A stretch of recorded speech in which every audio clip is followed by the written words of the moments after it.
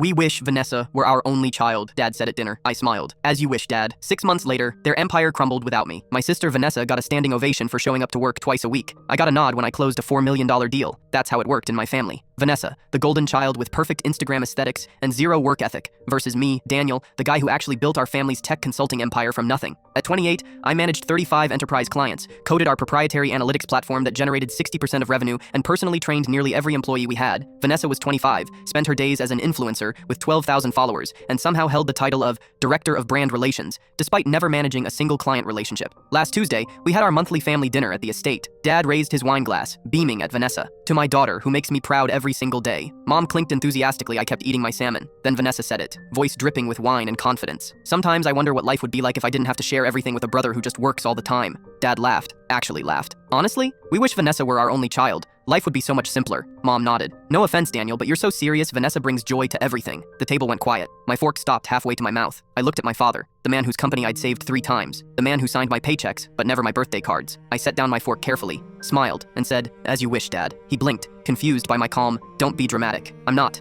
I replied, finishing my wine. "I'm just granting your wish." I left that night and didn't come back. Monday morning, I walked into the office at 6 a.m. 2 hours before anyone else. I downloaded every file I'd created, every system I'd built, every client relationship I'd cultivated. By 8 a.m., I'd sent my resignation letter effective immediately. By 9 a.m., I'd started my own consulting firm. Dad called at 9:47 a.m. "What the hell is this?" "You got your wish," I said calmly. "Vanessa's your only child now. She can handle the business. You can't just leave. Watch me." I hung up. The unraveling happened faster than I expected. Week 1, 3 major clients called me directly, confused about project timelines. I redirected them to Dad. He had no idea what they were talking about. Week 2, the analytics platform crashed. No one knew how to fix it because I'd built it from scratch. They called me 27 times. I didn't answer once. Week 3, Vanessa was put in charge of client relations. She posted an Instagram story from a client meeting with the caption, "Boring work stuff, but the restaurant has amazing truffle fries." The client, a Fortune 500 CFO, saw it. They terminated their $2.3 million contract the next day. By week 6, I'd signed 11 of their former clients. All of them came to me directly, saying they'd only worked with the company because of me. Dad tried to sue for breach of contract. My lawyer reminded him that my employment agreement had expired 2 years ago, and he'd never bothered to renew it.